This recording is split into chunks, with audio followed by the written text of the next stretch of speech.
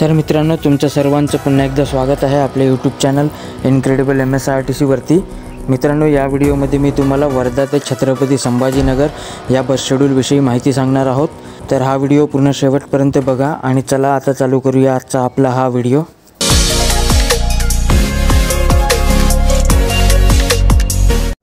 तर मित्रांनो, हा जो वर्धा छत्रपती संभाजीनगर बस शेड्यूल आहे, हा शेड्यूल वर्धा आगार वर्धा विभाग ऑपरेट करते आणि या बसचा जो मार्ग आहे तो वर्धेवरून तो आहे तो वर्धा, पुलगाव, चांदूर रेल्वे, अमरावती, मूर्तिजापूर, अकोला, खामगाव, चिखली, देऊळगाव राजा, जालना मार्गे ही बस छत्रपती संभाजीनगरला जाते।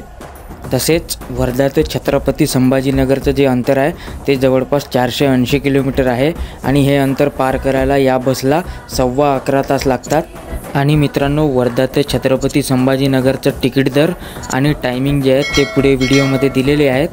आणि मित्रांनो, या वर्धा छत्रपती संभाजीनगर बस व्यतिरिक्त वर्धेवरून छत्रपती संभाजीनगरला जाण्याकरिता हिंगणघाट आगाराची हिंगणघाट छत्रपती संभाजीनगर बससुद्धा उपलब्ध आहे आणि त्या बसचा व्हिडिओ मी आपल्या चॅनलवरती ऑलरेडी अपलोड केला आहे आणि त्या व्हिडिओची लिंक जे आहे ते तुम्हाला या व्हिडिओच्या डिस्क्रिप्शनमध्ये मिळून जाईल।